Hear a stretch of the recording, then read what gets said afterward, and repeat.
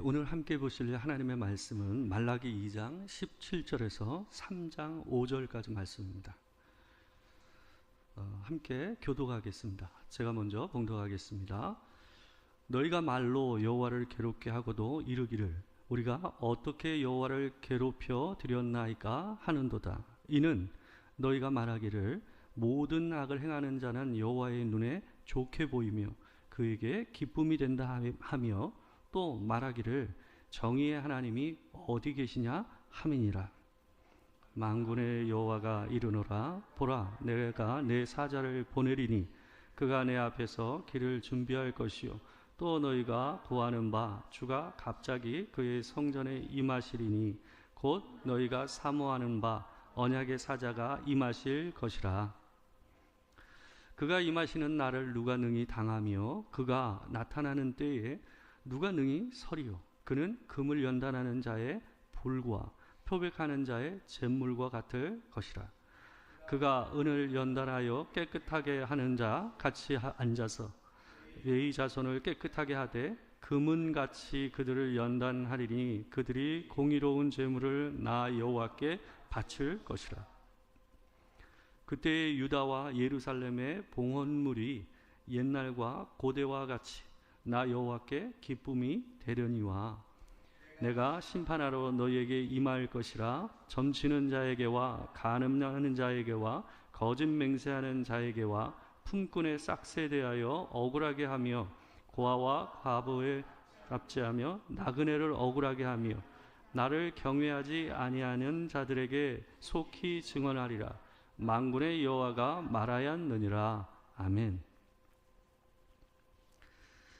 오늘은 말라기 강의의 5번째로 말라기 2장 17절에서 3장 5절까지 말씀을 가지고 누가 능히 서리요 라는 제목으로 하나님의 말씀을 전하도록 하겠습니다. 말라기서에 6개의 논박이 있다고 얘기했습니다. 우리가 지난주까지 3개를 얘기했고 오늘이 그 4번째로 공의 논박에 해당되는 본문입니다. 무라카미 하루키라는 이 일본인 유명한 소설가가 있죠. 이분이 쓴 소설 중에 스푸트니크의 연인이라는 소설이 있어요. 그러니까 이 소설의 이 제목이 좀 특이하죠. 스푸트니크라는 말, 이거 아마 들어보신 분, 연세가 있는 분들은 오히려 더 많이 들어보지 않으셨을까 싶어요. 이게 그 세계 최초로 소련이 쏘아 올린 위성의 이름이잖아요. 그죠? 이게 러시아어입니다. 러시아어로 스푸트니크라는 말이 동반자라는 말이에요. 근데 이 사람이요, 하루키가 이 말을 연상을 해서 이 글을 쓰고 있는 거예요. 이게 뭐냐 하면 말은 동반자인데 인공위성이라는 게 어떤 겁니까? 궤도를 따라 계속 그 궤도 안에서 돌잖아요. 그게 인공위성 아닙니까? 그러니까 사람이라는 존재가 사랑을 해도 알고 보면 다 자기의 궤도 안에서 돌고 있다는 거예요. 그러니까 자기 중심적이고 자기 안에, 자기 세상 안에 갇혀있는 존재가 사람이다 하는 의미를 담아서 지은 소설이 바로 스푸트니크의 연인이라는 이 소설의 주제입니다. 이 사람이요, 92페이지를 보게 되면 이 책에서 그 주인공이 독백으로 얘기하는 장면이 나와요. 무슨 말을 하냐면 이런 얘기를 합니다. 제가 한번 대신 읽어드릴게요. 하지만 나 자신에 대해서 이야기할 때 나는 항상 가벼운 혼란에 휩싸이게 된다. 나란 무엇인가라는 명제에 따라다니는 고전적인 패러독스에 발목을 붙잡히기 때문이다. 즉 순수한 정보량을 놓고 말한다면 나 이상으로 나에 대해서 많은 이야기를 할 수 있는 사람은 이 세상에 어디에도 없다. 그러나 내가 나 자신에 대해서 이야기할 때 거기에서 언급되는 나는 필연적으로 말하는 사람으로서의 나에 의해 취사 선택되고 규정되고 잘라내어지게 된다. 그렇다면 거기에서 언급되는 나의 모습에는 어느 정도 객관적 진실이 있을까? 나는 그 점이 무척 마음에 걸린다. 아니, 예전부터 줄곧 마음에 걸렸던 문제다. 말은 굉장히 간단한 겁니다. 내용상 얘기를 들어보면 무슨 얘기냐 하면 우리가 우리 자신에 대해서 어느 누구보다 더 많은 정보량을 가지고 있다는 거예요. 나에 대해서 누구보다 더 자세히 길게 얘기할 수 있는 정보와 그 지식을 가지고 있다는 거예요. 근데 내가 그것에 대해서 얘기할 때 이미 내가 뭘 한다라는 거예요. 내가 가지고 있는 정보에 있어서 취사 선택을 하고 잘라내고 붙이는 일들을 내가 그 일을 한다라는 거예요. 그렇기 때문에 누구보다 나에 대해서 많이 알고 있지만 누구보다 주관적일 수 있는 게 나라는 거예요. 그게 이 사람의 말이에요. 그러니까 결국은 많이 알고 있지만 진짜 자기에 대해서 가장 잘 모를 수 있는 게 나다라는 얘기를 이 사람이 얘기하고 있는 겁니다. 네. 사람이 자기 자신에 대해서 잘 모를수록 자기 입에 자신감이 붙습니다. 그래서 자기의 잘못과 부족에 대해서 인지하지 못할수록 타인과 그 다음에 환경 탓을 많이 하는 비율이 이 범위가 커진다라는 거예요. 그리스도인들도 그래요. 신앙생활을 하다 보면 어떤 경우가 있냐면 억울한 일을 당하거나 부당한 상황에 처했고 또 자기가 생각했을 때 이 세상이 너무 불이하게 느껴집니다. 근데 하나님께서는 이 세상에 대해서 개입하지 아니하시는 것처럼 느껴지는 기간이 있습니다. 인생 안에서 그런 것을 경험하는 순간들이 있단 말이에요. 그때 사람들이 보통 어떻게 하겠냐면 그 부당한 현실과 제 많은 삶의 상황을 책임을 하나님께 떠넘겨서 이렇게 얘기할 가능성이 높다라는 거죠. 오늘 본문에 나오는 포로에서 귀환한 세대들도 그랬습니다. 이들은 하나님 앞에 기대를 안고 하나님께로 돌아왔어요. 이 사람들은 이 모든 것, 이미 70년, 100년이 지난 그 땅에서 모든 것을 안정이 되고 뭔가를 이루어진 그 땅이었는데 그들은 그걸 다 버리고 이 땅으로 돌아왔거든요. 하나님께서 이 땅을 회복하시고 하나님의 공동체를 회복하실 것이라는 기대가 있었기 때문이었어요. 이 땅에 돌아와서도 수십 년 동안 성전을 재건하는 그 기간 동안 어려움을 당했지만 그들은 성전만 완공이 되면 다시 하나님께서 이스라엘이라는 공동체의 나라를 회복하셔서 우리 가운데 하나님의 공의와 하나님의 뜻을 분명히 보여주실 것이라고 그들은 한껏 기대를 했단 말이에요. 근데 정작 어땠냐 하면 이 현실은 전혀 달랐다라는 거예요. 오늘 본문을 보게 되면 17장 2장 17절을 보게 되면 이 말라기 선지자가 그들을 향해서 이렇게 얘기합니다. 너희가 말로 여호와를 괴롭게 하고도 이르기를 우리가 어떻게 여호와를 괴롭혀 드렸나이까 하는도다. 여기 보게 되면 말라기가 뭐라고 하냐면 그들이 말로 하나님을 괴롭혔다고 얘기를 하고 있어요. 괴롭혔다라는 말은 피곤하게 하다, 지치게 하다라는 얘기. 그러니까 반복적으로 하나님이 싫어하는 얘기를 계속 반복했다라는 의미를 담고 있는 거예요. 그 얘기는 어떤 말을 했는지는 그 뒤에 바로 따라 나오고 있어요. 그 뒷부분을 보게 되면 모든 악을 행하는 자는 여호와의 눈에 좋게 보이며 그에게 기쁨이 된다 하며 또 말하기를 정의의 하나님이 어디 계시냐 함이니라. 이들이 하나님을 향해서 자기 현실적으로 봤을 때 이 부당하고 악한 여전히 이방인에 의해서 억압을 받고 그들에 의해서 삶이 불의하고 공정하지 않게 돌아가는 현실 안에서 자기들이 힘든 것을 느끼면서 그 문제의 원인을 하나님께 돌렸던 거예요. 그래서 그들은 하나님께 하나님이 이 땅 가운데서 악인들을 하나님이 기뻐하신다라고까지 표현을 한 거예요. 그리고 뿐만 아니라 뭐예요? 정의의 하나님이 어디 계시냐라고 이런 독서를 하나님 앞에 심심치 않게 얘기했던 겁니다. 그 얘기가 듣기가 하나님 앞에 어땠다는 거예요? 하나님이 피곤하시고 지치셨다라고 본문에서 얘기하고 있습니다. 이런 본문에 보게 되면 1절에서 하나님께서 이들을 향해서 하시는 내용이 오늘 본문에 있는데요. 오늘 본문 3장 1절에서 5절 있는 데를 보게 되면 그게 그런 그들의 말에 대한 하나님의 대답입니다. 1절과 5절은 하나님의 말씀이고 중간에 있는 2절에서 4절까지는 말라기 선지자가 하나님이 주신 그 말씀을 설명해서 얘기하는 내용이 담겨져 있어요. 3장 1절을 갖다 먼저 보도록 하겠습니다. 3장 1절에 있는데 보게 되면 이런 말씀이 있습니다. 만군의 여호와가 이르노라, 보라, 내가 내 사자를 보내리니 그가 내 앞에서 길을 준비할 것이요, 또 너희가 구하는 바 주가 갑자기 그의 성전에 임하시리니 곧 너희가 사모하는 바 언약의 사자가 임하실 것이라. 하나님의 정의가 어디 있느냐, 하나님께서 이 땅을 어떻게 통치하고 계시냐는 그런 말들을 쏟아내며 거침없이 말하던 그들을 향해 하나님께서 어떻게 하시는 거예요? 아니다, 내가 계획이 있고 머지않아 내 사자를 보낼 것이다 라고 얘기하고 있어요. 근데 여기 1절에 보게 되면 새 다른 듯한 느낌의 표현들이 나옵니다. 내 사자라는 표현이 나오고 주라는 표현이 나오고 그 다음에 언약의 사자라는 표현이 나와요.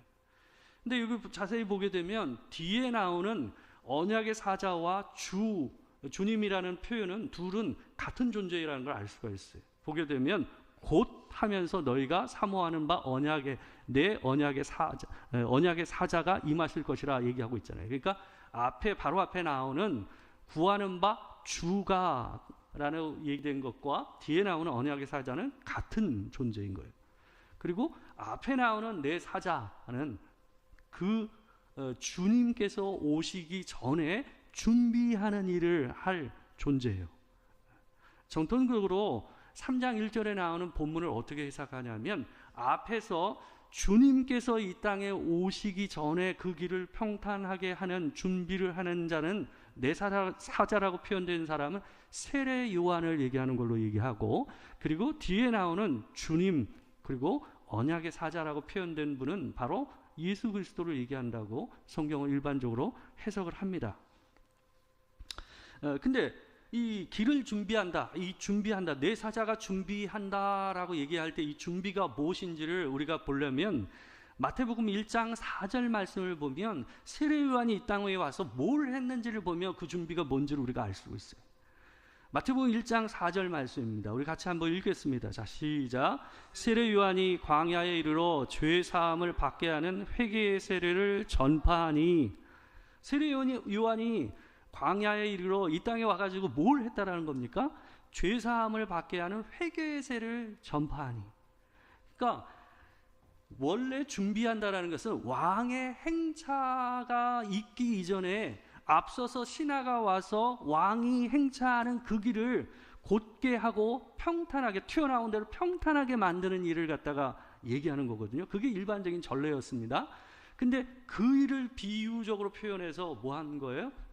주님이 오실 길을 세례 요한이 준비하는 게 뭐였어요? 회개 세례였어요. 회개였어요. 회개. 그러니까 결국 준비는 뭘까요? 우리의 마음의 준비.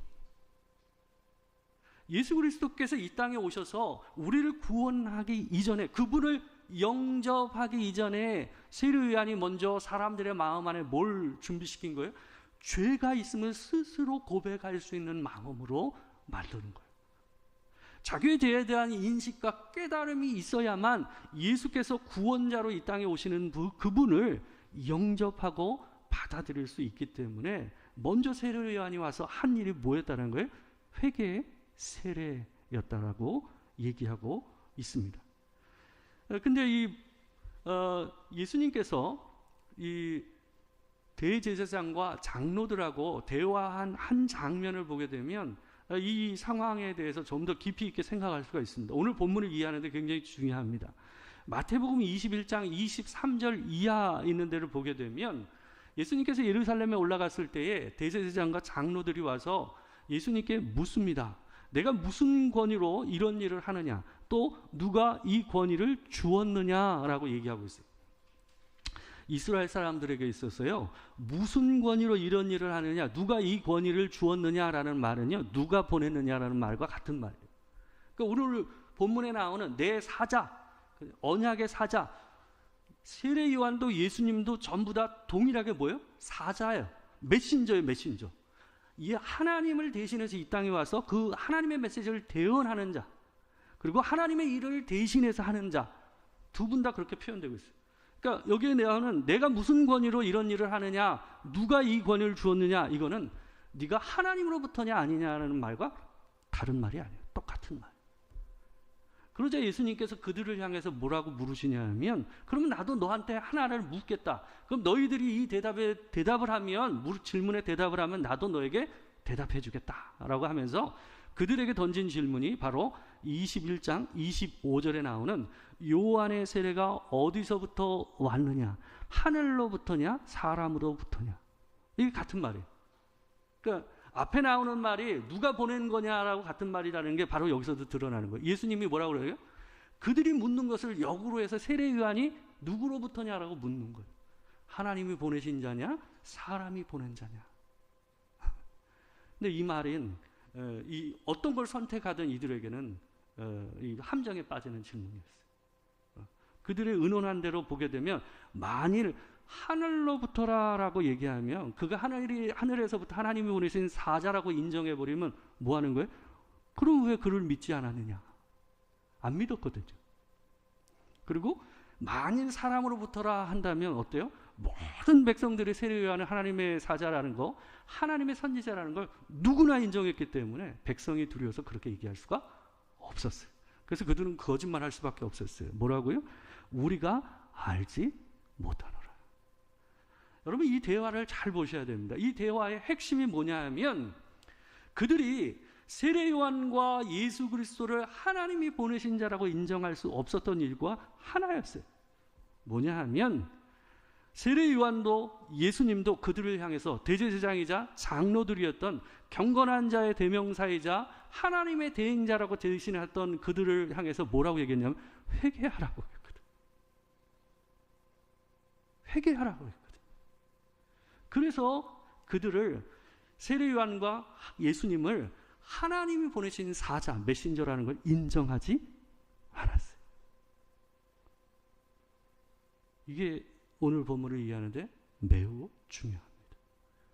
오늘 본문에 나오는 이 사람들도 하나님을 향해서 하나님이 정의의 하나님이시냐, 하나님이 죄인 오히려 기뻐하는 거 아니냐, 왜? 그들이 악을 행하는 걸 보시고 개입하지 않으시니까. 그들이 그렇게 얘기할 수 있었던 이유가 뭘까요? 근거가 뭘까요? 그들 안에 자기는 죄인이 아닌 거예요. 그들은 회개의 대상이 아니었어요.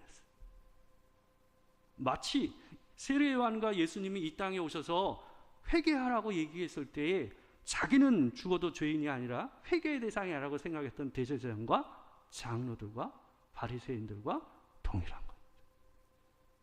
근데 오늘 본문을 보세요. 오늘 본문에서 1절과 5절이 있는데 보게 되면 하나님께서 그들을 향해서, 하나님이 정의의 하나님입니까? 라고 되묻는 그들을 향해서 하나님께서 하시는 말씀에 아주 중요한 표현이 있어요. 여기 보게 되면 제가 한번 읽어드릴게요. 1절입니다. 만군의 여호와가 이르노라. 보라, 내가 내 사자를 보내리니 그가 내 앞에서 길을 준비할 것이요, 또 그가 구하는 바 주가 갑자기 어디에? 그의 성전에 임하시리. 어디에요? 그의 성전. 그들은 뭐라고 그러면서 이걸 구했어요? 이 땅에 있는 악한 자들을 하나님께서 심판하시고 그분의 공의를 세우기 위해서 그분이 이 땅에 임하셔야 된다라고 하며 여호와의 날을 고대했어요. 근데 하나님께서 뭐라고 그러시는 거예요? 그들이 일하고 있는 제사장들과 모든 백성을 대신하고 있는 그 대단한 자들이 일하고 있는 그 장소, 성전에 먼저 임하신다. 곧 너희가 사모하는 바 언약의 사자가 임하실 것이다. 임하신다는 말이 3번이나 나와요. 근데 5절에도 동일하게 그 임하신다는 표현이 나오면서 이렇게 얘기하고 있어요. 뭐라 그럽니까? 내가 심판하러 어디에? 너희에게 임할 것이라. 이들이 이걸 생각하지 않았어요.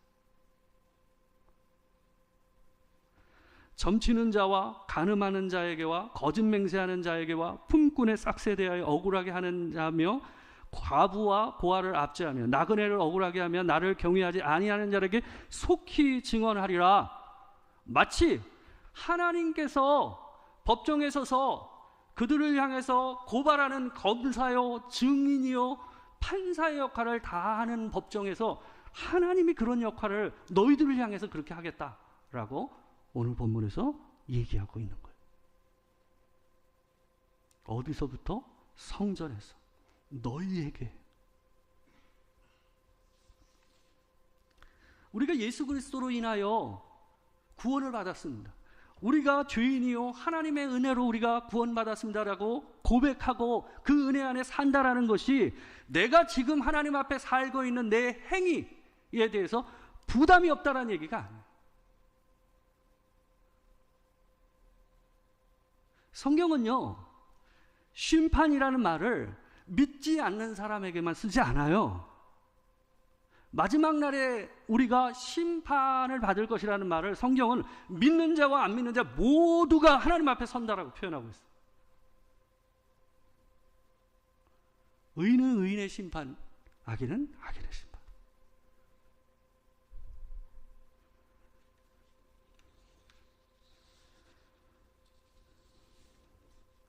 하나님 앞에서 우리의 삶에 대해서 내가 예수를 믿고 구원을 받고 그 십김을 받았지만 여전히 나는 내 삶 안에서 하나님 앞에 악을 행하고 여전히 세상 사람과 우리 존재가 크게 다를 바가 없어요. 항상 하나님 앞에 하나님의 오심을 고대하는 마음이 있어야 하지만 또 한편은 무슨 마음이 있어야 돼요? 내가 하나님 앞에 서겠구나 하며 두려움과 떨림의 마음이 우리 안에 함께 있어야 돼요.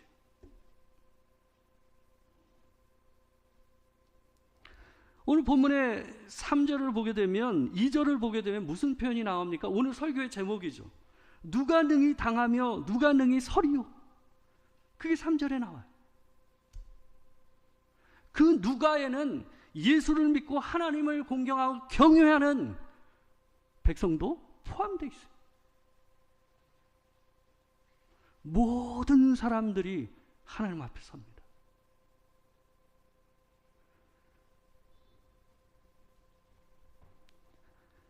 하나님 앞에서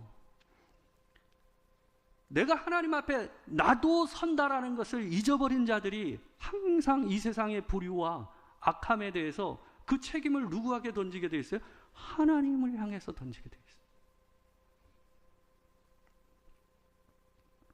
그러나 성전에서, 이 성경에서는 항상 심판은 교회에서부터 출발한다. 성전에서 시작해서 심판이 시작된다. 우리가 예수 그리스도 우리 주의 오심을 기대하고 고대하는 마음이 하나님 앞에 옷을 준비한 존재가 되어야 돼요. 성경에서 예수 그리스도를 맞이하는 중요한 예복은 제가 봤을 땐 하나예요. 뭐예요? 세례 요한이 이 땅에 와서 준비한 그 예복이 회개의 심령, 상한 심령, 하나님 앞에 두렵고 떨림으로 서는 심령. 그걸 잊어서는 안 돼요. 잠언 21장 2절 말씀을 보게 되면 이런 말씀을 얘기합니다. 우리 같이 한번 읽어보겠습니다. 자, 시작. 사람의 행위가 자기 보기에는 모두 정직하여도 여호와는 마음을 감찰하시느니라. 우리가 보기에 내가 괜찮아 보여. 실제로 솔직히 예수를 안 믿는 사람보다 우리가 좀 더 도덕적이고 윤리적이잖아요. 돈을 좀 더 깨끗하게 쓰려고 하고 돈을 깨끗하게 벌려고 노력하고 어찌하든 거짓말 안 하려고 노력하고 살고 그렇지 않습니까? 그건 사실이에요. 그러나 그렇다고 해서 우리가 죄인이 아닌 것이 아니라는 거죠.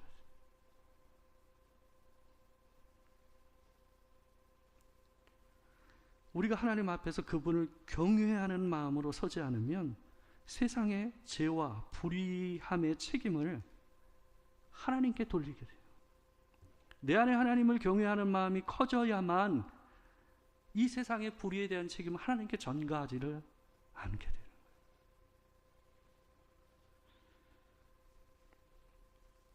이 유대인 철학자이자 신학자였던 마틴 부버라는 사람이 있습니다. 이 사람이 쓴 책 중에 신의 일식이라는 책이 있어요. 일식이라는 게 달이 태양을 가려가지고 빛이 가리는 거 아닙니까? 이 사람은 뭐라고 얘기했냐면 하나님과 나 사이에 팽창된 자아가 하나님을 가리고 있다고 했어요. 신이 죽은 것이 아니라 신이 가려진 시대다라고 이 사람이 얘기했어요. 내 존재가 너무 커지니까, 내가 너무 잘났으니까 그런 사람은 하나님이 볼 수가 없다라는.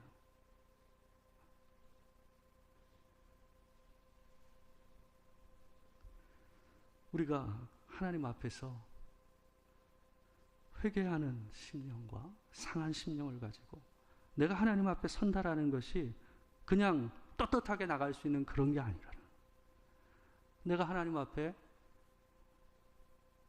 좀 더 겸비한 마음과 상한 심령을 가지고 나를 늘 돌아보며 그분을 더 경외하는 마음으로 주의 오심을 기다리고 고대하는 여러분과 제가 되길 주의 이름으로 축원합니다. 그 은혜가 우리에게 있기를 바랍니다. 기도하겠습니다. 사랑하는 주님, 자신의 삶의 고통과 부당함을 보면서 하나님께만 전가하고 또 그들 안에 자기가 속했다는 걸 까먹고 살았던 이스라엘 백성을 통해서 하나님 우리를 바라봅니다. 작금의 현실을 보며 참으로 악한 자들이 힘을 가지고 온 세상을 휘두르는 세상을 보며 한탄할 때가 있습니다. 하나님, 그렇지만 결국 우리도 내 삶 안에서 그런 이 시대의 정신이 장악하고 있고 또 뺏기고 있다라는 것을 느끼고 생각합니다. 날로 세상은 악하고 하나님, 그런 세상에서 우리는 살다 보니 우리도 때로는 강팍해지고 둔감해질 때가 있습니다. 하나님, 주 앞에서 주의 오심을 고대하되 하나님 회개하고 또 하나님 앞에 낮은 마음으로 두렵고 떨림으로 주의 오심을 기다리는 주의 종들이 될 수 있도록 하나님 우리의 마음과 생각을 지켜 주시옵소서. 주 앞에 설날을 바라보며 고대하며 또한 겸비 엎드립니다. 지금 우리 주 예수 그리스도의 은혜와 아버지 하나님의 크신 사랑과 성령의 교통하심이 참으로 하나님의 나를 주의 오심을 고대하며 또 한편으로 내 삶을 돌아보며 엎드리길 소망하는 이제는 모든 성도들과 함께하지 못한 지체들 가운데 지금으로부터 영원토록 함께하시기를 축원하옵나이다. 아멘.